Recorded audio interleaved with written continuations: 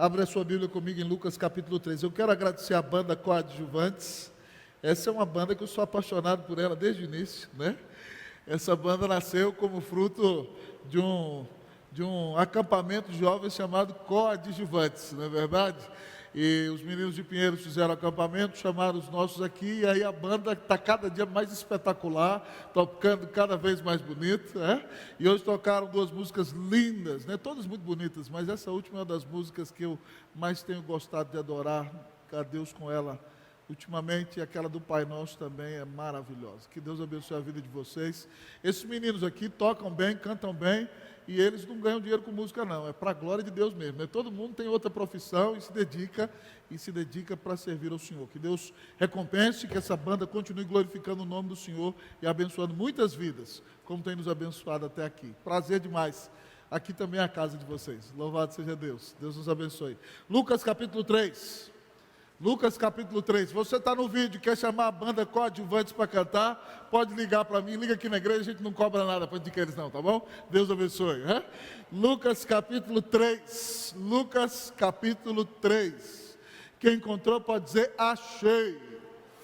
Então diz assim a palavra do Senhor, Evangelho de Lucas capítulo 3, no 15º ano do reinado de Tibério César, sendo Pôncio Pilatos governador da Judéia, Herodes tetrarca da Galiléia, seu irmão Filipe tetrarca da região da Itureia e Traconites, e Lisânias tetrarca de Abilene, sendo sumos sacerdotes Anás e Caifás, veio a palavra de Deus a João, filho de Zacarias, no deserto. Ele percorreu toda a circunvizinhança do Jordão, pregando batismo de arrependimento para a remissão de pecados, conforme está escrito no livro do profeta Isaías: voz do que clama no deserto, preparai o caminho do Senhor, endireitai as suas veredas. Todo vale será aterrado, e nivelado todos os montes e outeiros, os caminhos tortuosos serão retificados, e os escabrosos aplanados, e toda a carne verá a salvação de Deus. Dizia ele, pois, às multidões que saíam para serem batizadas: raça de víboras, quem vos induziu a fugir da ira vindoura? Produzi, pois, frutos dignos de arrependimento, e não comeceis a dizer entre vós mesmos: temos por pai Abraão, porque eu vos afirmo que destas pedras Deus pode suscitar filhos a Abraão. E também já está posto o machado à raiz das árvores. Toda árvore, pois, que não produz bom fruto, é cortada e lançada ao fogo. Então as multidões o interrogavam, dizendo: que havemos, pois, de fazer? Respondeu-lhes: quem tiver 2 túnicas, reparta com quem não tem, e quem tiver comida, faça o mesmo.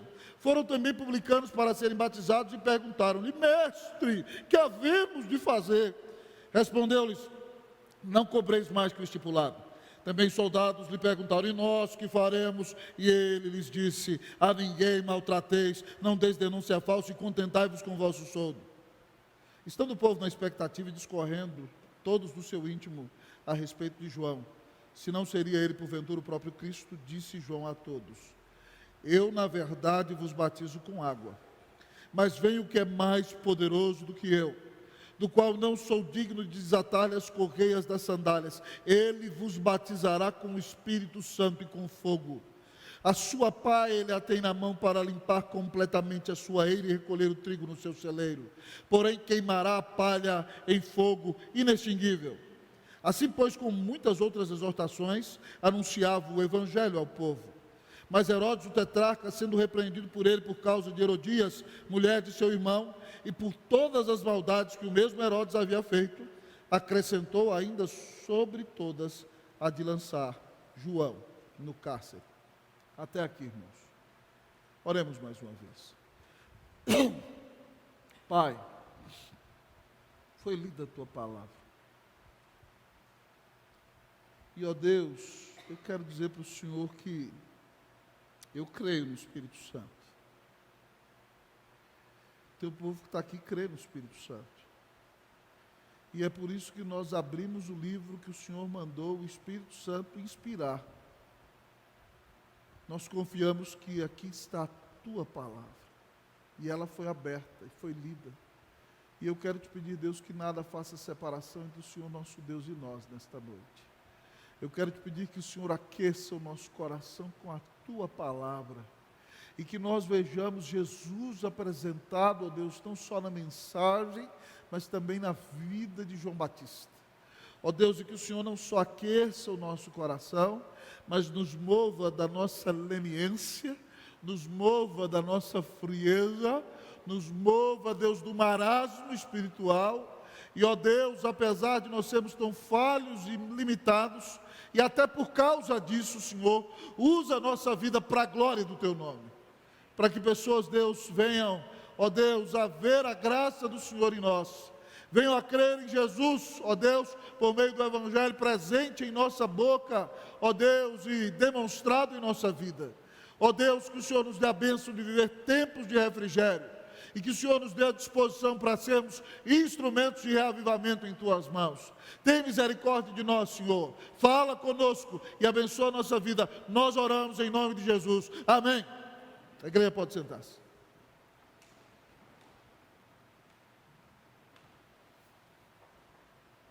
Eu sou apaixonado, amados irmãos, pelas biografias dos heróis da fé. E sou apaixonado pela vida de Dwight Lyman Moody. E um evento da vida de Moody que me encanta foi aquele momento ímpar no qual ele fez a sua primeira viagem à Inglaterra. Ele já se sentia chamado por Deus e já estava plantando uma igreja na cidade de Chicago, mas ainda não havia se tornado um evangelista de fama internacional. E então, quando ele vai ao Tabernáculo Metropolitano de Londres ouvir Charles Spurgeon pregar, ele se senta na primeira fileira da galeria, e enquanto Spurgeon prega, ele diz: Deus, se o Senhor o usa, o Senhor também pode me usar. Eu tenho a mesma idade que ele. Se o Senhor pode usá-lo, o Senhor também pode usar-me a mim.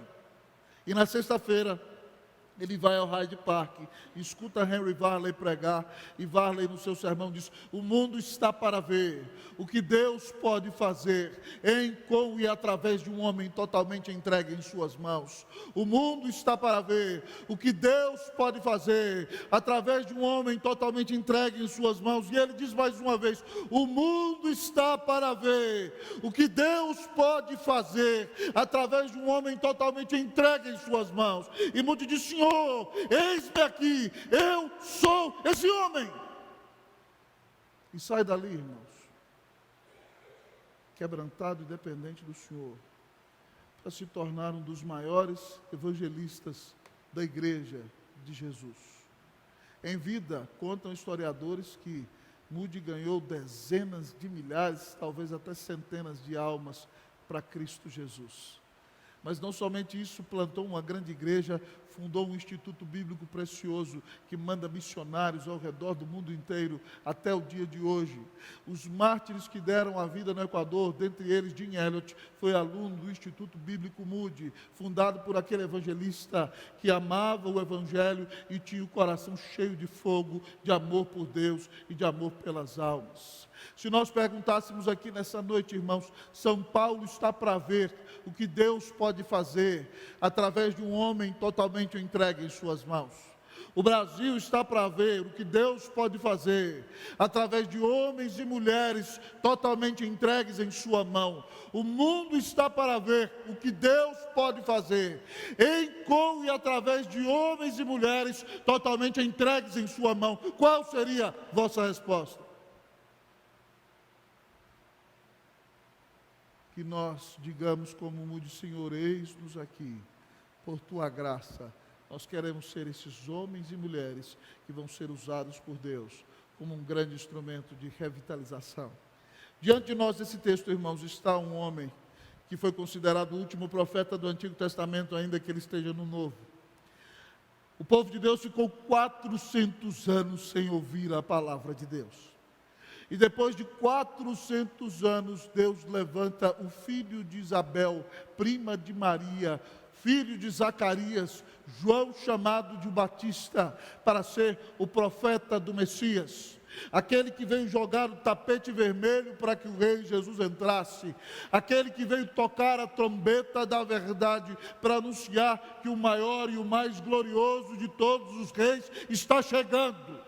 João não é qualquer profeta. Você não o encontrará nos palácios, você não o encontrará envolvido na política, você o encontra no deserto, vestido com a roupa de pele de pelo de camelo, com um grande cinto de couro. Ele parece com o profeta Elias, ele come gafanhoto e mel silvestre. Talvez se você se encontrasse com ele, você se assustaria. Mas esse homem que não tem a vida muito fácil e prega no deserto da Judéia, é tão usado por Deus, que a Bíblia nos conta a história, lá em Mateus capítulo 3, que vem ouvi-lo toda a província da Judéia, toda a cidade de Jerusalém e toda a província que está ao redor do Jordão, se move para o deserto para ouvir João Batista pregar. João foi usado num poderoso, sobrenatural e tremendo reavivamento espiritual, antes que o Senhor Jesus viesse. E nesse texto, Lucas, que quer descrever a humanidade perfeita do Senhor Jesus, apresenta a vida preciosa deste homem que tem a missão de preparar o caminho do Senhor. E ao olhar para a vida de João Batista, nessa descrição tão histórica e bem feita, feita pelo médico amado Lucas, nós conhecemos aqui o instrumento da revitalização. João foi usado por Deus para trazer um grande reavivamento. E a minha sincera oração é que Deus use a sua vida, a minha vida, como instrumento de reavivamento, como instrumento de transformação. Minha sincera oração desde a juventude tem sido essa: Senhor, eu gostaria de passar por lugares e pregar a Tua palavra e ver o Senhor reavivar a Tua igreja. Ver o Senhor salvar os teus eleitos, ver o Senhor aquecer o coração do teu povo, ver o Senhor trazer a sua igreja de volta a si. O meu desejo é ser um instrumento de revitalização, e o meu desejo é que você também seja usado por Deus para ser um instrumento de reavivamento espiritual, em nome de Jesus. Amém, meu irmão? Que assim seja, minha irmã. Que Deus os use como instrumentos para a glória dEle, para que nós vejamos dias de reavivamento espiritual, em nome de Jesus. Ao olhar para o texto, a palavra nos mostra que o instrumento de revitalização, irmãos, em primeiro lugar, é um instrumento obediente. O instrumento de revitalização é um instrumento obediente. Se você olhar comigo para o início do capítulo, você vai ver que Lucas, que tem uma grande preocupação histórica e por isso fez uma pesquisa para escrever seu evangelho, situa João num tempo histórico específico. Ele nos diz que João começa a pregar no 15º ano do reinado de Tibério César. Isso é o ano 29, o ano 29, amados irmãos, da era cristã, depois de Cristo. Tibério é filho do grande César Augusto. E aqui diz o texto então que Tibério é o grande imperador do mundo. Isso mostra para mim e para você que o povo de Deus está debaixo de humilhação. É um tempo de crise. Um imperador pagão que não tem Deus em seu coração domina sobre o povo de Deus. É um tempo de opressão.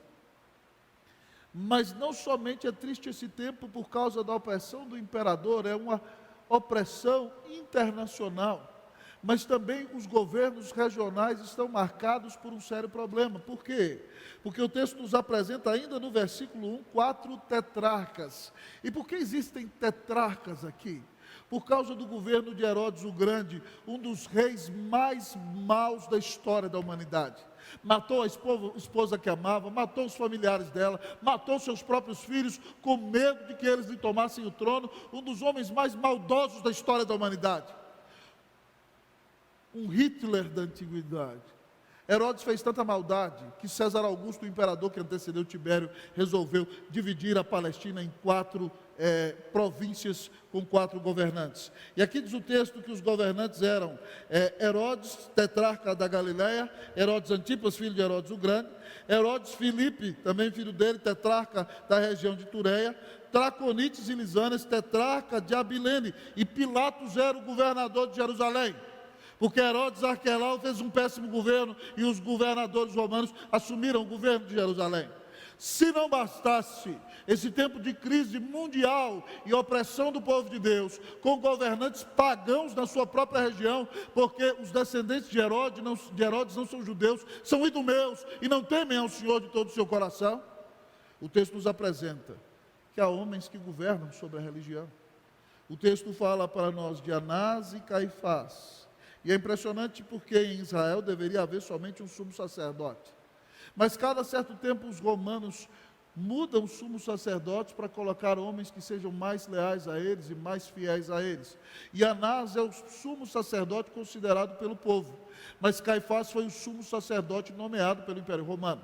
Então há uma crise no momento na responsabilidade sumo sacerdotal, porque é um sumo sacerdote instituído pelos romanos, mas há um outro reconhecido pelos judeus. E há um problema político, e esses sumos sacerdotes, irmãos, são saduceus, que não buscam a glória de Deus, que não visam proclamar a mensagem de Deus. Eles são homens mais comprometidos com o governo romano, com arrecadar impostos e riquezas para si, e eles próprios não creem na intervenção sobrenatural de Deus, pois saduceus nem ressurreição criam. Então o povo de Deus está sendo liderado por homens com interesses políticos, com interesses econômicos, e não com o interesse de glorificar a Deus e de abençoar o povo de Deus com a sua mensagem. E é impressionante perceber no texto que a palavra diz que, ainda que haja tanta gente tão importante aos olhos do mundo, a palavra do Senhor veio a João, filho de Zacarias, no deserto. É impressionante que essa palavra veio para João, um desconhecido, um homem das montanhas de Judá, filho de um sacerdote de uma família que ninguém dava bola alguma. Literalmente você poderia dizer que João era um João ninguém, mas é com ele que Deus quer falar. É a esse João ninguém que Deus quer usar e fazer dele o homem mais nobre da história da humanidade, conforme disse o próprio Senhor Jesus, porque no reino de Deus não há nenhum homem maior do que João, excetuando o Filho de Deus. É esse homem que Deus quer usar para ser instrumento de revitalização. E por que eu digo que ele é obediente, irmãos? O texto diz que a palavra veio a ele no deserto, e que ele percorreu toda a circunvizinhança do Jordão, pregando arrependimento para a remissão de pecados. Por que ele é obediente? Porque foi profetizado por Isaías, 700 anos antes de Jesus vir ao mundo, no capítulo 40, nos versículos de 1 a 3, a seguinte palavra: voz do que clama no deserto, preparai o caminho do Senhor, endireitai as suas veredas, todo vale será aterrado, e nivelados todos os montes e outeiros, os caminhos tortuosos serão retificados, e os escabrosos aplanados, e toda a carne verá a salvação de Deus. Isaías profetizou que antes que o Filho de Deus viesse ao mundo, deveria vir ao mundo um profeta, que deveria ser uma voz que clama de parte de Deus, e o seu ministério seria realizado no deserto, e sua grande missão é preparar o caminho do Senhor. E é impressionante saber disso, irmãos, porque na época da antiguidade, quando os reis iam visitar províncias distantes do seu reino, diante dos reis eram mandados arquitetos e engenheiros para endireitar os caminhos. Então, se houvessem montanhas muito altas, havia já naquela época toda uma tecnologia para destruir e aplanar aquelas montanhas. Mas se o caminho fosse muito escabroso, houvesse muitas curvas, eles tinham que retificar aquele caminho. Se ele fosse muito tortuoso e escabroso, se ele fosse com muitos buracos, eles tinham então que aterrar o caminho para que aquela majestade passasse. Então João, querido, é aquele que tem a responsabilidade de fazer a terraplanagem celestial. Ele tem que aparar todas as montanhas, ele tem que encher todos os buracos e caminhos escabrosos, ele tem que tirar todos os caminhos tortuosos e preparar um caminho reto, para que entre o rei, para que entre a salvação de Deus. E João se levanta no deserto da Judéia, obedecendo ao que Deus disse, para pregar a palavra do Senhor, preparando o caminho do Senhor Jesus. Primeira coisa que nós aprendemos no texto é que o instrumento da revitalização é alguém obediente. É alguém que ouve o chamado de Deus e não questiona onde Deus vai colocá-lo. Não fica reclamando e murmurando contra o chamado de Deus. Mas é alguém que se submete ao chamado de Deus e diz ao Senhor: eis-me aqui, envia-me a mim, não importa a situação na qual o Senhor o coloca. Vocês acham, irmãos, que é fácil pregar no deserto? Vocês acham que é fácil morar num lugar onde você não tem casa? Você acha que é fácil morar num lugar onde a água não é abundante? Você viveria com uma dieta de gafanhoto e mel silvestre? Você se limitaria a vestir uma grande capona de couro, com uma grande capona, certo? Com pele de animal e com cinturão de couro, e com a barba grande, e parecer um louco aos olhos do mundo? João é obediente, João se submete, João obedece ao chamado do Senhor. E o texto vem nos dizer com isso, que a pessoa que Deus vai usar para ser um instrumento de revitalização é alguém que está disposto a obedecer o chamado de Deus. Irmãos, ao ler esse texto, eu não posso deixar de recordar-me da experiência do nosso grande missionário Ashbel Green Simonton, que trouxe a igreja presbiteriana ao Brasil e o evangelho com a perspectiva reformada ao Brasil. Simonton, um moço muito brilhante, já tinha estudado direito como autodidata, já tinha sido professor pedagogo, estudou teologia aos pés de um dos maiores teólogos da história da humanidade, Charles Hodge, no grande seminário da Old Princeton, da velha Princeton. Um moço muito preparado, excelente pregador. Os seus próprios colegas missionários do Brasil diziam que Simonton era um grande pregador. Quando formou-se no seminário, igrejas americanas o queriam como pastor. Quando ele foi passar ali os seus primeiros 2 anos de folga, depois de estar no Brasil, pregou numa grande igreja em Baltimore, e o povo não queria que ele viesse para o Brasil. Tentaram desanimar a Simonton, disseram que o Rio de Janeiro era uma cidade com peste, com enfermidade. Disseram a ele: meus irmãos, minhas irmãs, que não havia saneamento básico, que a América era muito grande, que muitas pessoas necessitavam ouvir a palavra, que ele não tinha que vir fazer nada no Brasil, que ele estava colocando a sua vida em risco. E Simonton, com o coração missionário e obediente ao chamado de Deus, disse: o lugar mais perigoso é o lugar mais seguro quando você está no centro da vontade de Deus. O lugar mais perigoso é o lugar mais seguro quando você está no centro da vontade de Deus. Talvez alguém diga que você é louco, talvez alguém diga que você perdeu o juízo, talvez alguém diga que você não está com a cabeça no lugar, mas se Deus tem um chamado para a sua vida, não tema em obedecê-lo, não duvide, porque o lugar mais perigoso é o lugar mais seguro quando você está no centro da vontade de Deus. Mas eu me atrevo a dizer o contrário: o lugar mais seguro será o lugar mais perigoso se você tentar fugir do centro da vontade de Deus. Que Deus faça de nós homens e mulheres obedientes. Irmão, alguém já te chamou de louco? Todas as vezes que eu assumi um campo pastoral, me chamaram de louco. Todos os 3 campos que eu assumi, houve um campo antes de ser pastor ordenado, mas todos os 3 campos que eu assumi como pastor, alguns pastores, colegas meus, tinham dito: você perdeu o juízo. E todos os 3 campos dos quais eu pastoreei me disseram: vai dar tudo errado. Aí quando começam a falar demais, eu falei: vai acontecer alguma coisa, porque vocês estão falando tanto, é porque o diabo quer usar para desanimar. Então Deus vai abrir os céus e algo glorioso vai acontecer. Reverendo Camargo foi testemunha, né? De quantas coisas falam conosco. Irmãos, importa agradar a Deus e não agradar a homens. Qual é o chamado de Deus para você? Qual é o projeto de Deus para a sua vida? Você só precisa ter a consciência de que você está no centro da vontade de Deus. Isso não significa que vai ser fácil. Isso não significa que vai ser tranquilo.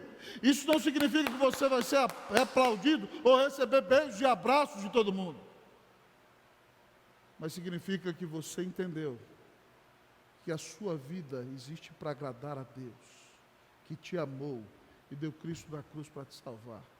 O instrumento de revitalização é alguém que obedece o chamado de Deus. Se Deus tem um chamado para a sua vida hoje, não fuja. Não tente ludibriar a Deus. Não tente mentir para o Senhor.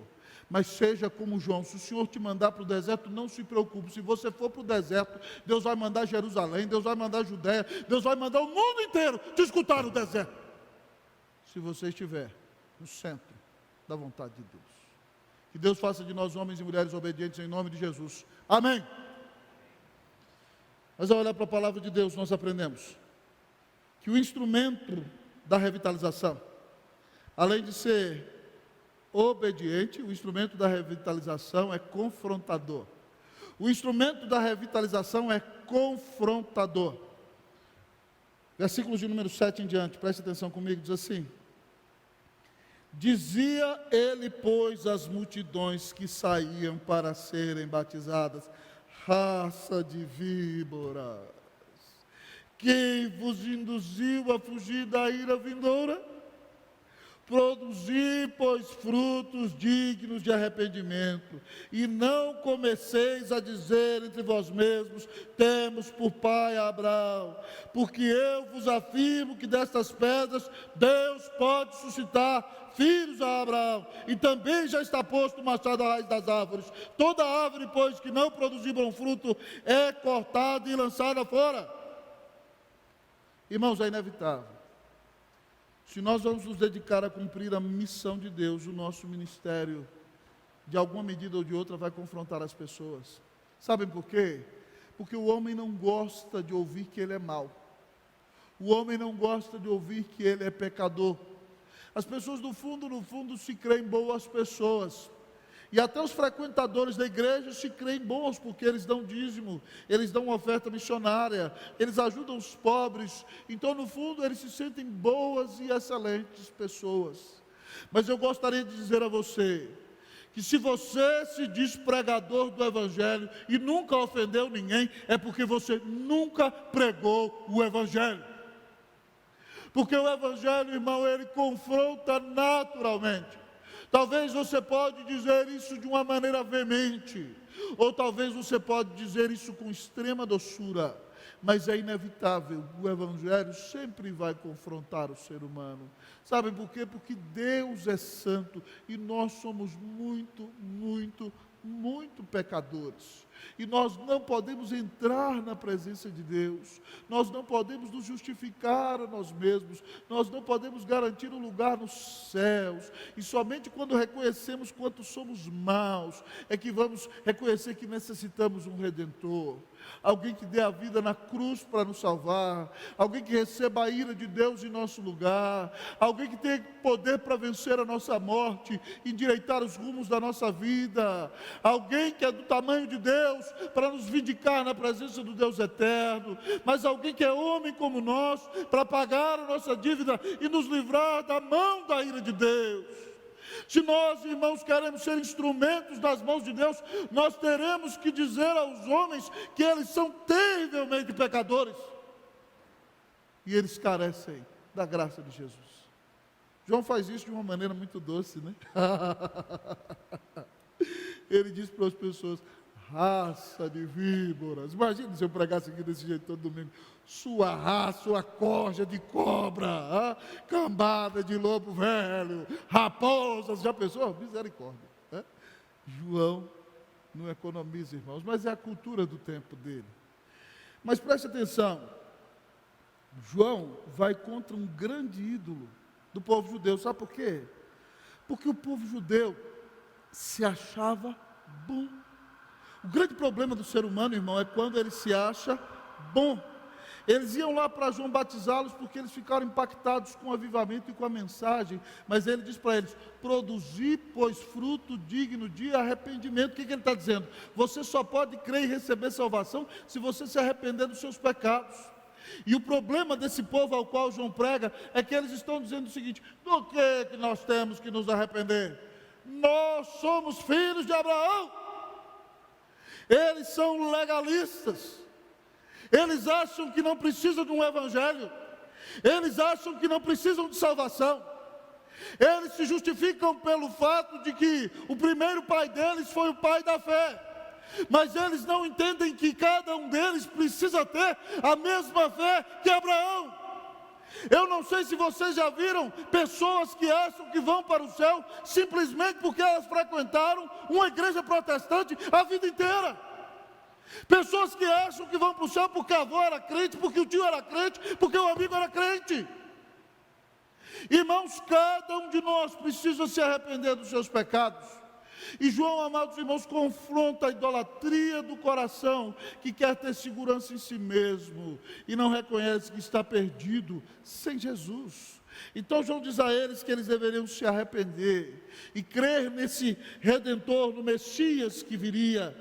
E João diz mais a eles, ele conta uma ilustração, ele diz, olha, há um machado, e o machado já está cortando a raiz da árvore. E quem não produzir fruto de arrependimento, ou seja, não se arrepender dos seus pecados e crer no Salvador que Deus vai mandar, essa pessoa será cortada e lançada ao fogo. Então, irmãos, nós agora vamos sair mandando todo mundo para o inferno por aí? Não. Me preocupa muito pregadores, irmãos, que só têm um tom infernal em sua pregação. No nosso país é muito de moda, pregador que bate 2 horas e não fala de Jesus em nenhum momento. Se bateu 2 horas e não falou de Jesus, não presta para nada, não pregou o Evangelho. É infiel a Deus. Mas nós precisamos dizer às pessoas que elas são pecadoras.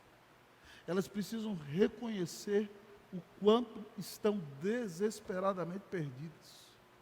E o quanto precisam da graça de Deus, quer elas gostem, quer não. Você não precisa dizer isso vociferando e metendo o dedo na cara de cada um, mas você pode fazer isso de maneira sábia. Você pode conversar com o seu amigo que se diz ateu, por exemplo, mas ele vê um grande abuso na sociedade, ele vê, por exemplo, um político roubando, e ele fica irado. Você pode conversar com ele, por que você acha que é errado o que ele está fazendo? De onde vem a sua noção de certo e errado? Se você não acredita que existe Deus, não tem certo nem errado. Cada um tem que fazer o que é melhor para si. E aí você pode falar para ele, sabe por que você acha que isso é errado? Ah, porque eu fui ensinado assim. Pois é, você é formado numa civilização judaico-cristã. Mas quem colocou esse senso de certo e errado no seu coração é o próprio Deus. Da mesma maneira como você acha que é errado alguém roubar o erário público, alguém abusar de uma pessoa sexualmente, alguém assassinar, eu gostaria de lhe dizer que também eu e você somos errados e pecamos em muitas coisas. Então você não precisa apontar o dedo diretamente, você pode mostrar com sabedoria para quem está próximo de você, que essa pessoa é pecadora e ela carece da glória de Deus. Eu e você podemos mostrar isso, irmãos, com muita sabedoria, com doçura e com carinho, mas se nós queremos ser verdadeiros, nós temos que dizer às pessoas que elas são pecadoras e elas carecem da graça de Jesus. Irmãos, eu tenho 19 anos de ministério ordenado. E 23 anos já de ministério de pregação da palavra. E uma das coisas que mais me impactou, o Senhor nos deu a bênção de receber centenas de membros em todo esse tempo. E um dos eventos que mais me impactou foi um jovem, uma vez, chegou num conselho de uma igreja que eu pastoreava, e um presbítero perguntou para ele, por que você quer ser membro dessa igreja? E ele falou assim, eu quero ser membro desta igreja, porque aqui se prega contra o pecado. E eu sou pecador e preciso de arrependimento. E se eu não ouvir uma mensagem que confronta o meu pecado, eu não vou me arrepender e corro o risco de me perder. Eu quero ser membro desta igreja, porque aqui se aplica a disciplina bíblica. E eu sou pecador, e quando eu pisar na bola, eu preciso ser disciplinado. E isso vai ser um sinal de que eu pertenço a Jesus. E eu abri a boca e disse assim, uau, glória a Deus. Tem um versículo em João 8 que diz assim, irmão, quem é de Deus, ouve a palavra de Deus. Eu e você vamos pregar, pessoas nos rejeitarão, dirão que foi muito duro, mas a Bíblia diz assim: quem é de Deus, ouve a palavra de Deus.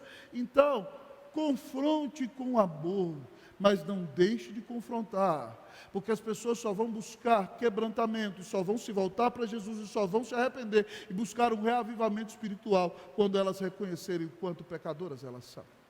O instrumento da revitalização, irmãos, confronta com amor para ganhar pessoas para o Salvador.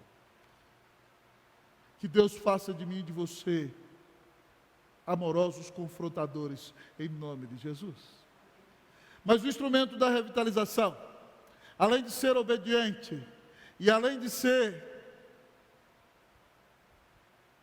confrontador, o instrumento da revitalização, irmão, é um instrumento transformador. É um instrumento transformador. Deus o usa para ser um instrumento de transformação. O nosso texto diz que depois que João prega essa mensagem tão dura, 3 grupos de pessoas vêm fazendo a pergunta para ele. Primeiro, diz o texto que é o povo. Depois os publicanos. E depois os soldados. Eles fazem a mesma pergunta para João. Eles ouvem aquele sermão tão impactante e eles dizem: o que nós faremos, pastor João? O que nós fazemos depois de uma mensagem dessa? E João, então, amados irmãos, com uma mensagem responsiva, mostra o que precisa mudar na vida deles. Ele diz para a multidão em geral o seguinte: se você tem 2 túnicas, reparta com quem não tem. E se você tem comida, faça o mesmo. Seja generoso, compartilhe com o seu irmão necessitado, porque isso é uma característica de quem tem Deus no coração. Quem tem Deus no coração não quer reter, mas tem o desejo de abençoar aquele que não tem. Se você quer dar sinal de conversão, seja mais generoso, não faça do seu dinheiro o seu Deus, mas use o seu dinheiro para abençoar a muitos, para a glória e para a honra do nome de Jesus. Mas os publicanos que idolatram o Deus dinheiro e são ladrões perguntam para ele: o que nós faremos, mestre? Ele diz: não cobreis mais do que o estipulado. É interessante que ele não diz: abandonem vossa profissão. Não, ele não diz isso. Ele diz: só sejam honestos. Cobrem o tanto que vocês precisam pagar e para o salário de vocês. Parem de roubar as pessoas. Os soldados perguntam para ele: o que nós precisamos fazer, pregador João? Simples. Ele diz: a ninguém maltrateis, não deis denúncia falsa e contentem-se com o soldo de vocês. Vocês sabem que os soldados tinham poderio militar e quando eles queriam pisar, eles pisavam e ninguém os questionava. Eles não deveriam maltratar ninguém, não deveriam denunciar alguém falsamente para o governador da região só porque não fizeram aquilo que eles queriam, não deveriam lançar mão da chantagem e eles deveriam contentar-se com o salário que recebiam.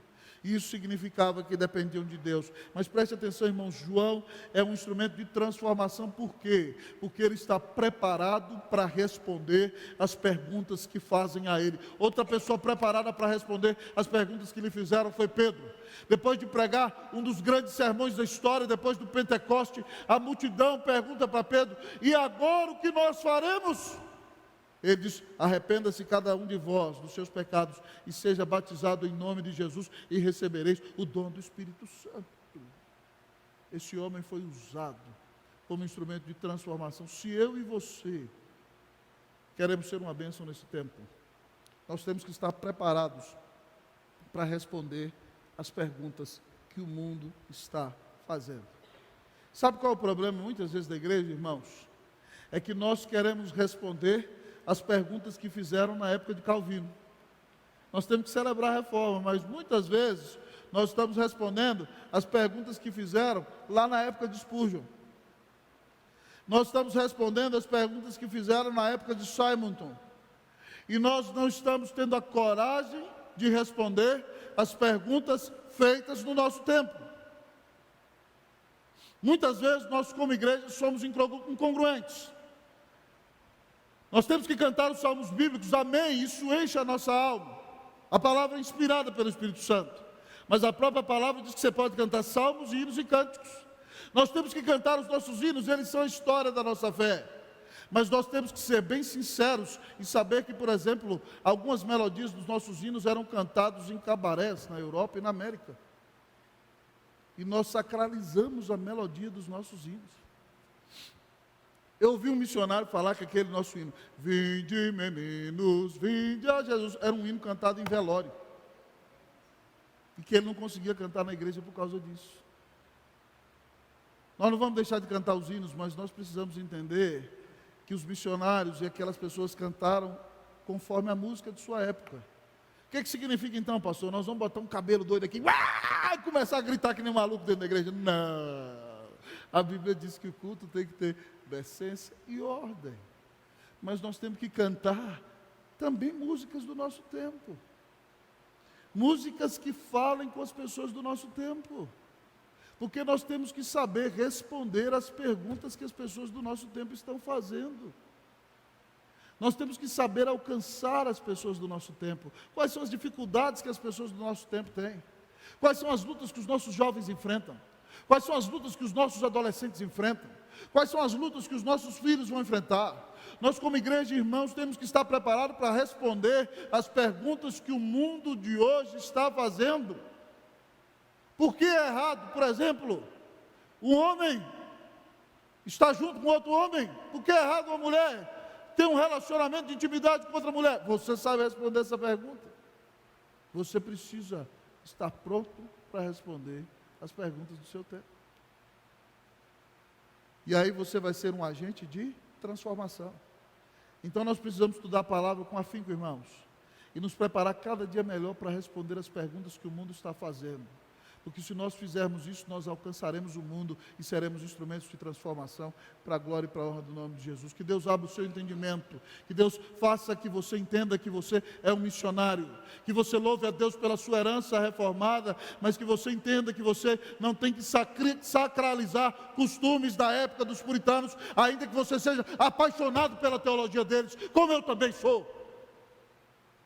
Eles sabiam responder as perguntas do seu tempo, e eu e você precisamos saber responder as perguntas do nosso tempo. Só assim nós seremos instrumentos para a transformação, para a glória e para a honra do nome de Jesus. Essa é uma grande bênção, irmão, quando alguém chega para você e diz: pastor, o seu ministério abençoou minha vida, eu conheci a Bíblia mais do que ninguém. Pastor, Deus tem usado a sua vida, você, meu irmão, para ser um instrumento de reavivamento da minha vida. Eu estou mais perto de Deus, estou lendo mais a Bíblia, sou um marido melhor, sou um cristão melhor, sou um discípulo melhor. Deus pode usar você para abençoar a vida dos outros. Que você se disponha para ser uma grande bênção nas mãos de Cristo Jesus. Você tem sido um instrumento de reavivamento espiritual. O Senhor nos chama para ser instrumento de revitalização. Ao olhar para o texto da palavra diz que o instrumento da revitalização é um instrumento cristocêntrico. O instrumento da revitalização é um instrumento cristocêntrico. Vamos olhar para a palavra, irmãos? Vocês vão ler comigo do versículo de número 15 ao 17. Eu vou ler o 15, vocês o 16, nós todos o 17. Estando o povo na expectativa e discorrendo todos no seu íntimo a respeito de João, se não seria ele, porventura, o próprio Cristo?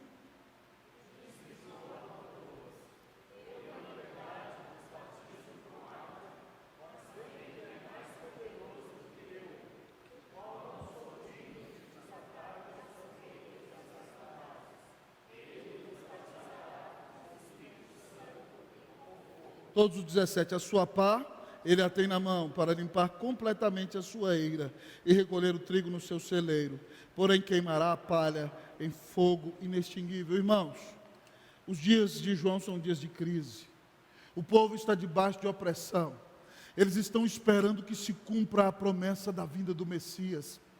Então, eles estão olhando para João pregar e ser tão usado, e eles dizem: porventura ele não será o Salvador? E João então, vendo a cogitação no coração do povo, ele é claro ao dizer que ele não é o próprio Cristo. Ele diz: eu vos batizo com água. A água era símbolo de purificação, mas vem alguém muito mais poderoso do que eu. Ele anuncia o Senhor Todo-Poderoso, e ele reconhece que ele é indigno diante de Jesus. Eu não sou digno de desatar-lhe as correias da sua própria sandália. E ele diz o seguinte: eu batizo vocês com água, ele batizará com o Espírito Santo e com fogo. O que ele está dizendo, amados irmãos, que quem viria depois dele era o mais poderoso, o mais santo que existe, e que daria ao povo de Deus, à igreja de Jesus, a bênção de ser batizada e selada com o Espírito Santo e fogo. Aqui simboliza o próprio poder de Deus. Ele que encheria o coração dos crentes da presença de Deus, Ele que encheria a vida dos crentes do poder e da unção de Deus para pregar o Evangelho. João não chama a glória para si, ele aponta para Cristo. Ele diz que Cristo é o mais poderoso, Cristo é santo, Cristo batiza a sua igreja com o seu Espírito e o seu poder. E o Senhor Jesus também vai limpar a sua eira, vai tirar do rebanho aquele que não é seu. Diz o texto que ele tem a pá na mão e limpa completamente o seu terreno, recolhe o verdadeiro trigo no celeiro e queima a palha em fogo inextinguível. Irmãos, João aponta para Jesus. E eu e você sinceramente temos que nos perguntar: por que nós fazemos o que fazemos? Uma das coisas, irmãos, que eu tenho dito em todos esses anos em que ensinei homilética no seminário, é que nossos sermões têm que apontar para Jesus. Qual a diferença do meu sermão para o sermão do rabino? Se eu pregar numa sinagoga de Higienópolis num sábado, e todos saírem aplaudindo o meu sermão foi horrível, porque foi um sermão legalista, foi faça isso, não faça aquilo, e não apontou para Jesus. Mas se eu pregar na sinagoga e todos saírem brigando comigo, aí eu preguei direito, porque eu mostrei para eles que o homem não pode redimir a si mesmo, que as minhas boas obras não me aproximam de Deus, que eu devo dar fruto porque Jesus mudou meu coração, mas que eu não posso salvar a mim mesmo. Eu e você precisamos reconhecer que Jesus é o verdadeiramente poderoso, que nós somos indignos diante dele, que quem regenera o nosso coração é Ele quem bota o Espírito Santo dentro de nós, é Ele quem nos enche do poder de Deus para pregar, é Ele quem vai jogar o joio no lixo, no fogo, e é Ele quem vai fazer de nós trigo de Deus. Só Ele pode, irmãos, transformar o nosso coração. Nós temos que exaltar a Jesus Cristo. Se você quer saber se uma mensagem foi boa ou não, ouça se o pregador falou ou não falou de Jesus. Talvez você diga: pastor, mas os textos do Antigo Testamento tem uns que não falam diretamente de Jesus. Preste atenção, todo o texto da Bíblia vai apontar talvez para um pecado humano. E se ele apontar para algum pecado humano, a resolução para aquele pecado é a morte de Jesus na cruz.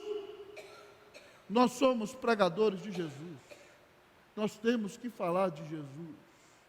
Uma boa mensagem cristã aponta para Cristo como o único mediador entre Deus e os homens, como o único que nos reconcilia com o Pai, como o nosso justificador, como aquele que nos confronta, que nos quebranta, que nos santifica, que nos aproxima de Deus. Irmãos, entregues à nossa própria sorte, nós estaremos perdidos.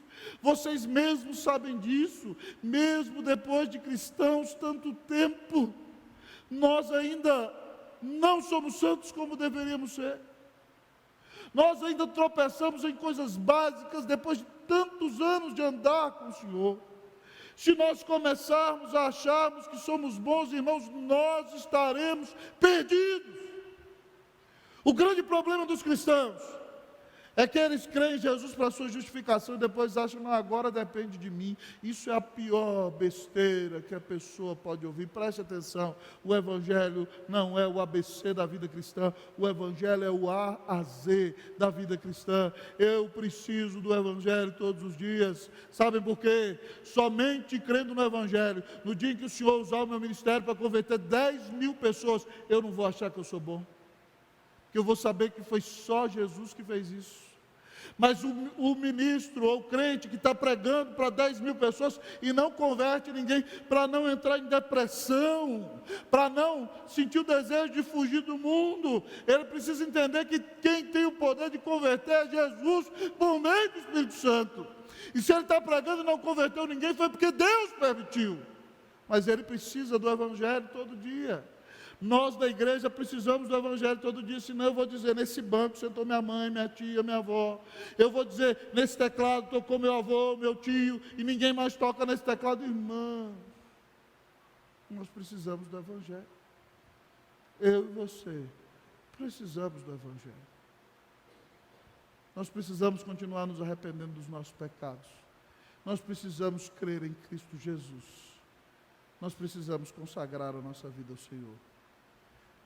Para que você seja transformado da sua vida de pecado, você precisa entender que Deus te amou tanto, que deu o Filho dele na cruz por você, para não deixar você entregue à sua própria sorte, mas para mudar totalmente a sua vida. Então você precisa olhar para Cristo todos os dias, porque você não tem o poder de mudar a si mesmo. Só Jesus pode mudar a sua vida. Só o Espírito Santo, por meio da obra de Jesus, pode mudar o meu e o seu coração. É por isso que eu gosto muito da ilustração do grande Spurgeon, que ele dizia o seguinte, que cada texto das Escrituras é uma pequena rua que nos leva para as grandes avenidas das Escrituras, que são as grandes doutrinas da graça. E se você cair em qualquer dessas avenidas, qualquer uma delas vai te levar para a grande megalópole, para a capital gloriosa das Escrituras, que é Jesus Cristo, nosso grande Rei e Senhor. Irmãos, nós temos que pregar Jesus na nossa igreja, nós temos que pregar Jesus na escola dominical. Pais, vocês precisam pregar Jesus para os seus filhos. Jovens, vocês precisam pregar Jesus em suas reuniões. Nós temos que falar de Jesus nos nossos discipulados. As pessoas precisam, irmãos, conhecer a Cristo. Eu gosto muito de George Whitefield, porque ele diz que o nosso ministério não tinha que ter somente um Cristo visto, mas um Cristo sentido. A gente precisa vir à igreja e ouvir e ver Jesus sendo crucificado na pregação todos os domingos, mas nós temos que perceber o poder e a presença de Jesus que transforma a nossa vida hoje. É Cristo que muda a minha vida, o seu coração e restaura a igreja de Jesus. Nós precisamos de Cristo. Nós precisamos crer no Evangelho de Jesus. Para ser um marido melhor, eu preciso olhar para Cristo, porque só olhando para Ele, pelo poder dEle, que eu vou dar a vida pela minha esposa. Para ser uma esposa melhor, minha esposa precisa olhar para Cristo, porque só se lembrando como Ele se submeteu ao Pai, que ela há de respeitar a liderança do seu marido. Sem Cristo, irmãos, nós estamos perdidos, acabados, nada faz sentido. Se você quer ser um instrumento de revitalização, ame a Jesus, creia na salvação de Jesus, clame uma comunhão íntima com Jesus, relembre ao seu coração que Jesus é tudo que você tem, que Ele é o bem mais precioso da sua vida, e que sem Ele você nada é. O instrumento de restauração é cristocêntrico, é um instrumento cristocêntrico. Que Jesus seja o maior amor da sua vida. Eu quero lhe perguntar, Jesus é o maior amor da sua vida? Você reconhece que Ele é tudo que você tem? Ou você tem buscado outros bens, outras realizações para ter significado? Você anda triste e deprimido porque as coisas não acontecem do seu jeito? Você anda frustrado porque não tenha conseguido alcançar os seus objetivos? Isso é uma demonstração que Jesus não é o maior amor da sua vida. Jesus não é tudo que você tem. Mas que nessa noite você ouça essa mensagem e peça perdão ao Senhor por tudo aquilo que tem destruído a sua comunhão com Ele. Diga a Ele: Jesus, Tu és o meu tesouro, Tu és tudo que eu tenho. Eu quero crer no Senhor e ter um relacionamento vivo e pessoal contigo todos os dias da minha vida, a partir de hoje. Se você quer ser usado por um reavivamento, exalte Cristo. O reavivamento só virá por meio da salvação que é em Jesus. Em último lugar, para nós terminarmos nesta noite, nós aprendemos que o instrumento da revitalização, nessa noite aprendemos que ele é obediente, que ele é confrontador, que ele é transformador, que ele é cristocêntrico. Mas o instrumento da revitalização vai ser um instrumento sofrido, irmãos.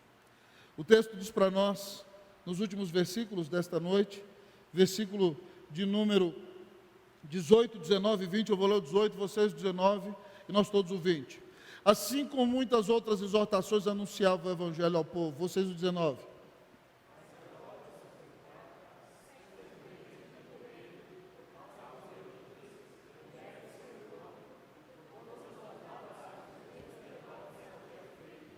Todos juntos. Acrescentou ainda sobre todas as de lançar João no cárcere. Irmãos, isso é alguma coisa que não costumam dizer para a gente. Mas se você vai servir a Jesus, prepare-se, a perseguição virá. João anunciou o Evangelho com muitas exortações. E Herodes ficava impactado com João, mas como João confrontava os pecados de Herodes Antipas, que casou com Herodias, que era sua sobrinha e mulher do seu irmão. E Herodes, para manter-se bem diante do povo, botou João no cárcere. Escutava João. E depois, a pedido de Salomé, manda cortar a cabeça de João. E nós vemos através da vida de João, irmão, que todo aquele que serve a Cristo Jesus com sinceridade vai ser perseguido. Herodes era maldoso e acrescentou a prisão de João no cárcere a todas as suas maldades. Preste atenção, meu irmão, esse mundo não ama a santidade de Deus. O pecado não vai querer agradar a Deus. E se você quer viver para a glória de Deus, prepare-se para ser perseguido. Prepare-se para enfrentar dificuldades. O Senhor disse por boca de Paulo em 2 Timóteo 3,12 que todo aquele que quiser viver piedosamente em Cristo Jesus será perseguido. O Senhor disse por Paulo em Filipenses 1,29 que o Senhor nos deu a bênção de não somente crermos em Cristo, mas também de padecermos por Ele. Porque se você crê em Cristo e prega a Cristo, o mundo vai se revoltar contra você, o inferno vai se levantar contra você, sua natureza pecaminosa vai tentar conspirar contra a sua vida com Deus. Prepare-se para a luta. O próprio Senhor Jesus disse que bem-aventurados sois, quando por minha causa vos injuriarem, vos perseguirem e mentindo disserem toda sorte de mal contra vós. Louvem a Deus, porque fizeram isso com os vossos pais e com os profetas. Se você serve a Cristo Jesus, você vai ser perseguido.